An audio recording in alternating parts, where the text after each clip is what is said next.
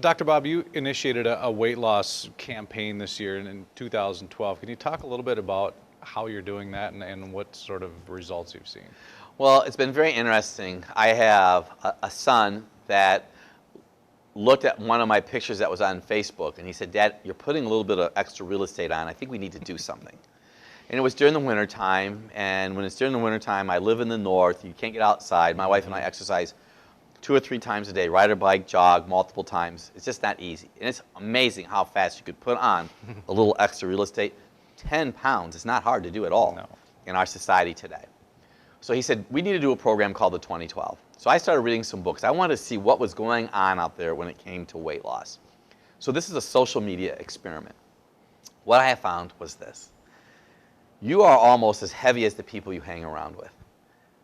If a woman goes out to lunch with a girlfriend, she'll eat about 650 calories at her meal. If she goes out with multiple girlfriends, she'll eat 850 calories at a meal. If she goes out with her husband or her boyfriend, she'll eat about 500. Your friends determine your size. So if you and I were friends and we're both overweight, we would probably go to a local franchise every Thursday for lunch and get the same thing. That probably would give us about an extra 800 to 2,000 calories from that one meal alone.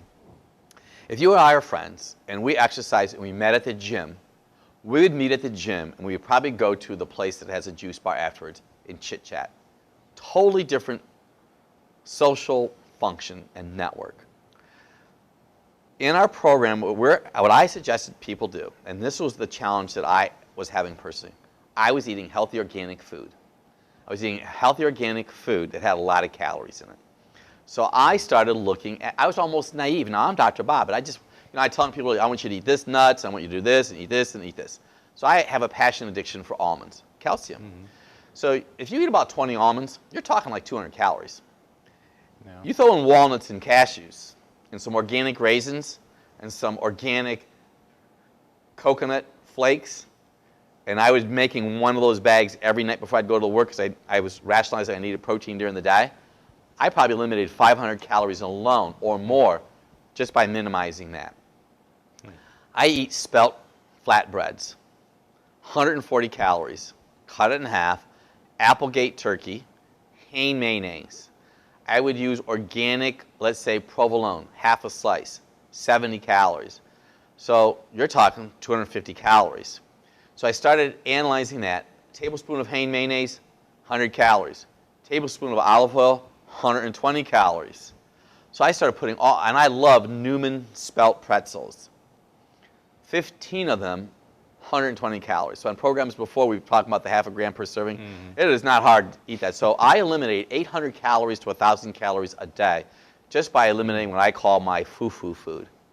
So I always eat apples every day. Now I have what I call a swap bag. Start with a protein. So all of you watching me right now, I don't want you to use pastries at all.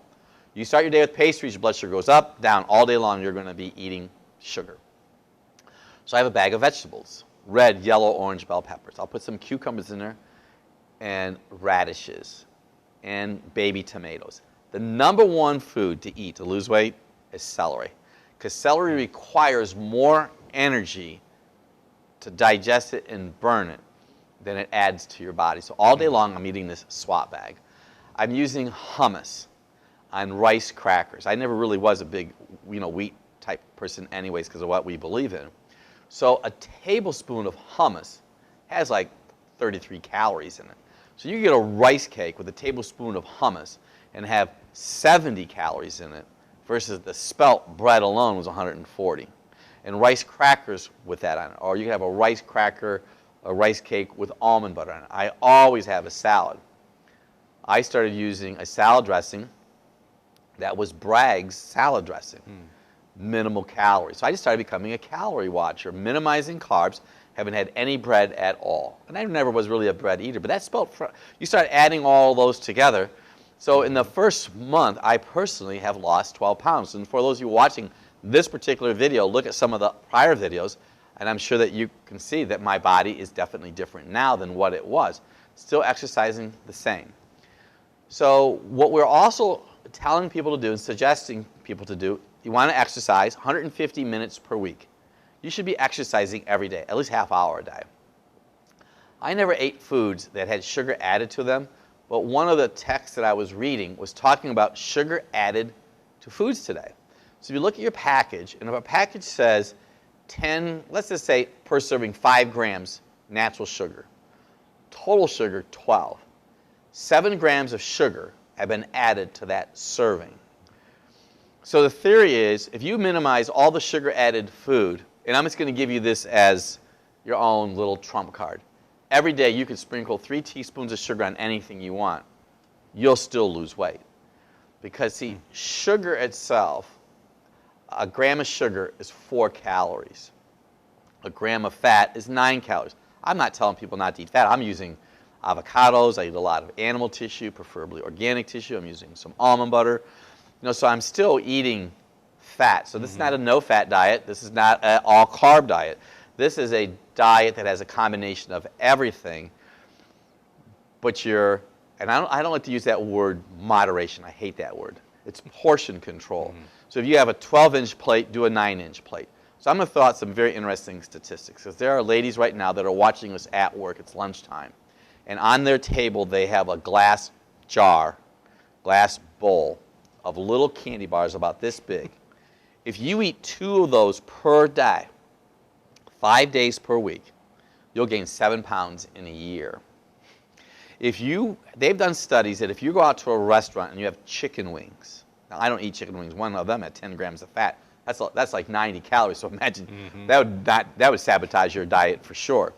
But if you have a plate of chicken wings and someone is taking those chicken wings away as you are munching on them, you'll eat 28% more chicken wings with them taken away than if they just left them on the plate. And then if you would leave this restaurant, now if they offered you a chocolate chip cookie on the way out that was 450 calories, you will eat that cookie 85% more than the person who saw the amount of food, because you're calculating that. Pretty fascinating. There's something also called the halo effect. We underestimate the amount of calories that are in food. McDonald's halo effect is this. So if you and I went to McDonald's and they were to ask us questions on the way out, we would underestimate the calories by 19%. But if we came out of Subway, we would underestimate our calories by 27%. So people will actually eat more calories. The gentleman that did the weight loss and all that on Subway, it was very good for America, but that dressing and the cheese and the bread, if you're going to go to Subway, have a salad. Go to McDonald's, have a salad. Get oil and vinegar, because the calories is much reduced. Do not ever go to a movie theater and get the limitless bucket of popcorn. If you're going to a place that has cake, they have done statistics that people will eat a piece of German Black Forest cake. And it's kind of interesting, an article that I read, the Black Forest is not even in Germany, before they'll eat a piece of chocolate cake. So watch how they name foods. It's all about choices. They've done statistics that people choose a dessert on a glass plate and say it's the best I ever had versus on a napkin. The number one item, though, that causes obesity in America today are sugar drinks, or going to your favorite coffee and they do a pump here and there. You're talking extra calories. So I just need you to it's all about calorie conscious.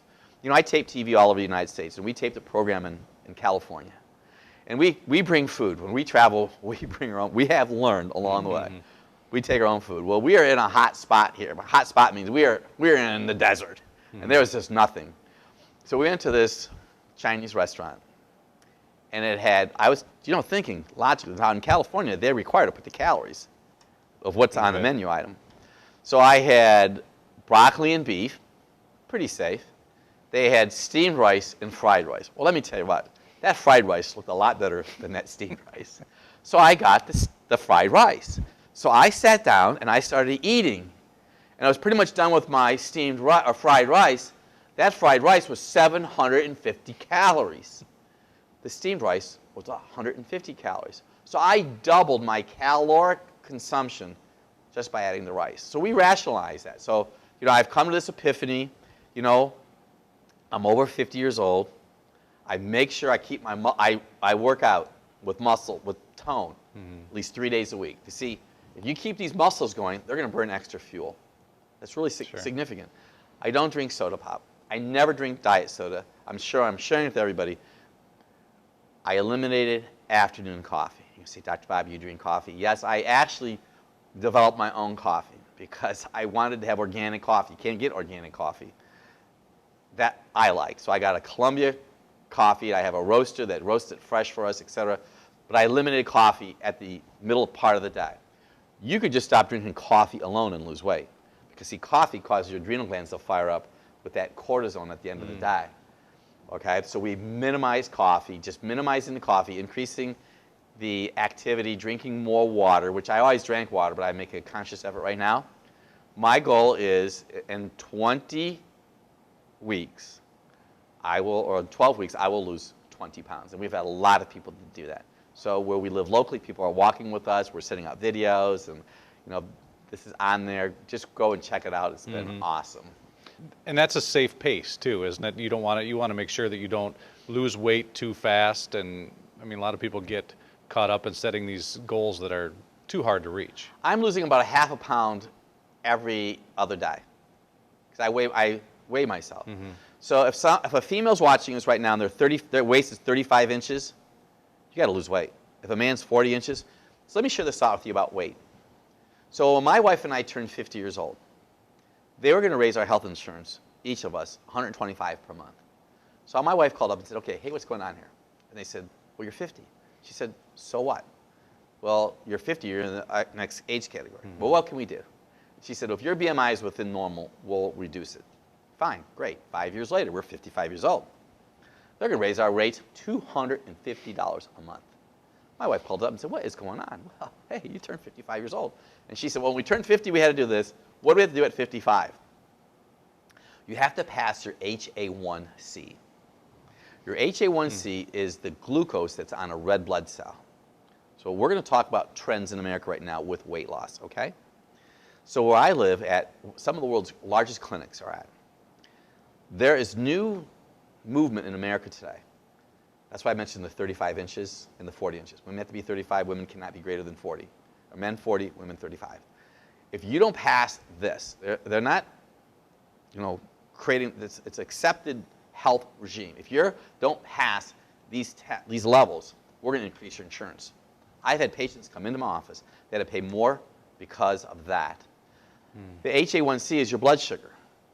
If your HA1C is elevated, they have the potential that they could say, hey, listen, unless you get this under control, you're going to have to pay a higher premium because you're at a greater risk. So all you guys watching me right now, you have your HA1C tested, check your BMI. If you agree with it, if you don't agree with it, there are certain standards that they're following. And I am telling you, I've had people have to pay more money. When people hit in the pocketbook, it motivates them to make changes. HA1C, BMI. You want that under control. Obesity is the leading cause of death in America today. Because when you're overweight, that visceral that men have right here, this visceral fat, that's making estrogen. So statistically, you have a greater chance to get cancer the heavier you are. Overweight people are diabetics. Most diabetic patients have greater challenges because their bodies are inflamed. And it's just a negative spiral. So if they follow some of those principles in the 2012, they're going to be a lot healthier for it.